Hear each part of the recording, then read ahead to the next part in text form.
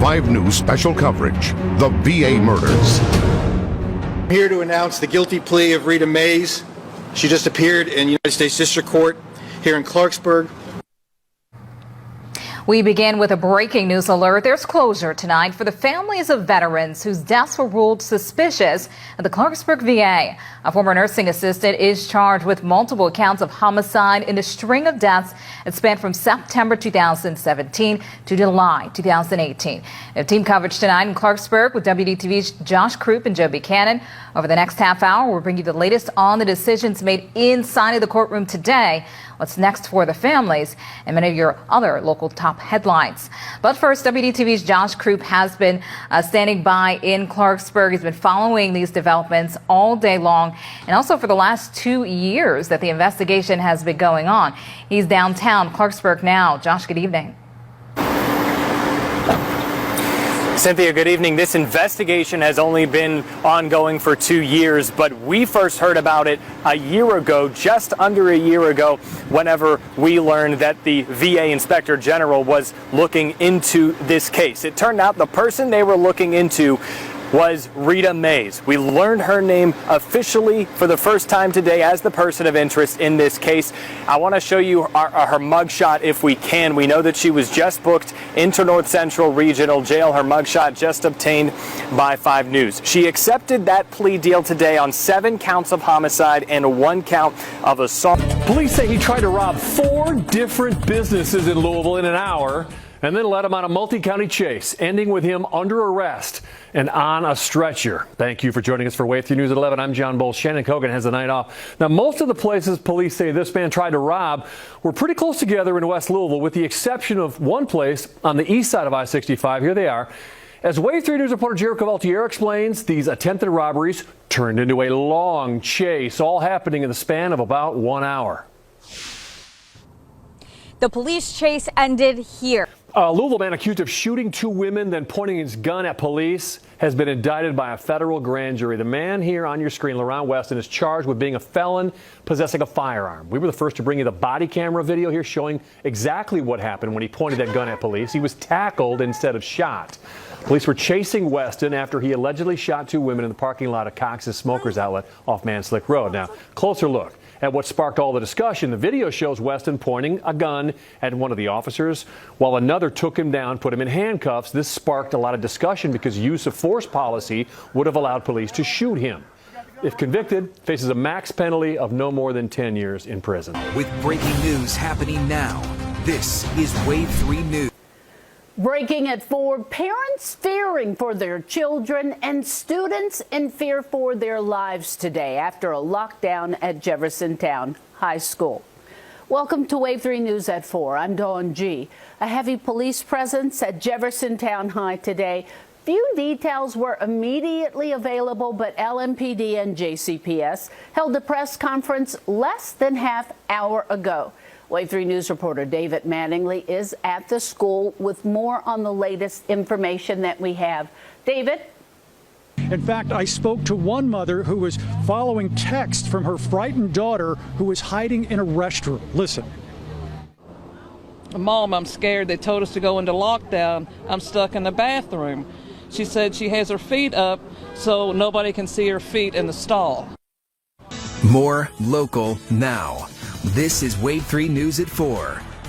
A shooting on a busy expressway this morning ends with 1 man dead and police looking for the shooter. Thank you for joining us for Wave 3 News at 4. I'm Dawn G. Shock and disbelief early this morning as a violent week in Louisville continues. It happened at a time when many drive their daily route to work, except this time there was gunfire on the Watterson Expressway. It happened just before 6 this morning near the Taylor Boulevard exit. Wave 3 News reporter Felicia Ashley was at the scene and is learning more about the impact of another deadly shooting in our community. A shootout in the middle of one of the busiest expressways in Louisville. This is Wave 3 News. It is just sickening. We will make an arrest. We will make an arrest.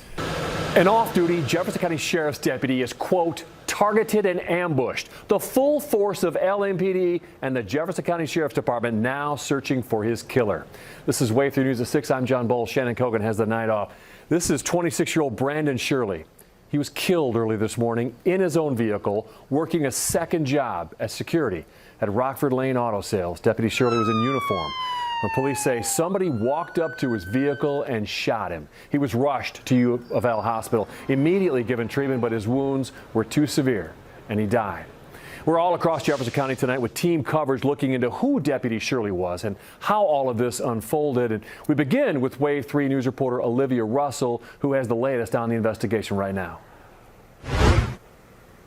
Investigators are still reviewing surveillance video for... Not long after his death, a line of Jefferson County cruisers formed a procession leading a hearse carrying Deputy Shirley's body from the medical examiner's office to Owen Funeral Home on Dixie Highway. That is where Wave 3 News reporter David Mattingly is live. We've been following the procession. So, David, what are things like there? John, it was a 17-mile trip from the coroner's office here to the funeral home. Police believe the deputy was targeted when he was shot and killed this morning. We spoke to neighbors who live just a few hundred feet away from where it happened. They say he was a familiar face in their neighborhood. I believe he was targeted too, because he sits there every night, right on the edge of that lot, you know, monitoring that lot. So I believe he was targeted too. Buck says seeing Shirley there regularly makes the situation all the more gut-wrenching.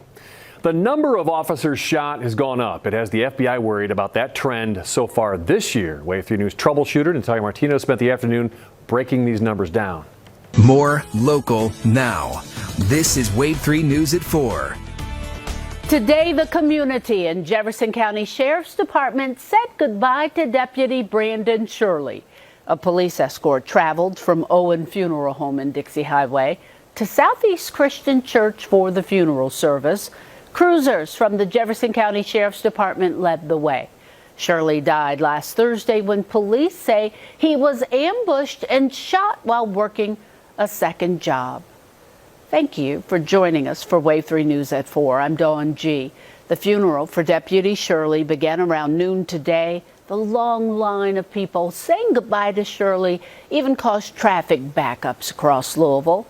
1,500 people gathered to pay their respects at today's service at Southeast Christian Church. Jefferson County Sheriff John Aubrey spoke alongside Lieutenant Trevor Clark, and Deputy Shirley's father took to the podium saying he wants the world to know what a great man his son was. I'm going to be selfish for a minute and say I wish the world was standing here so the world can know the kind of son I had, the kind of brother these guys had, the kind of grandson we had. Brandon was truly an amazing person. We're not here celebrating his passing. We're here celebrating my son's life. That had to be so difficult.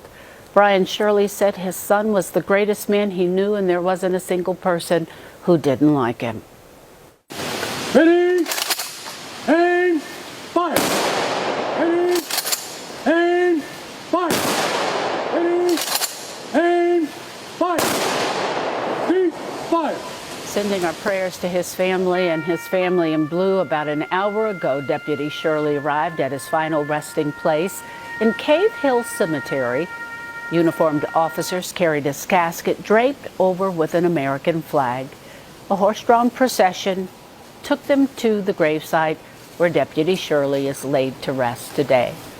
This is audio from his last call.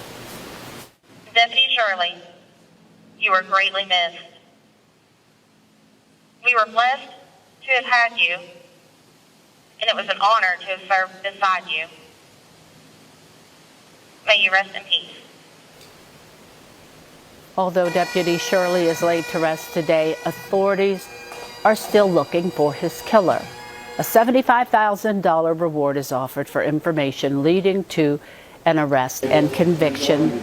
Maybe someone knows something.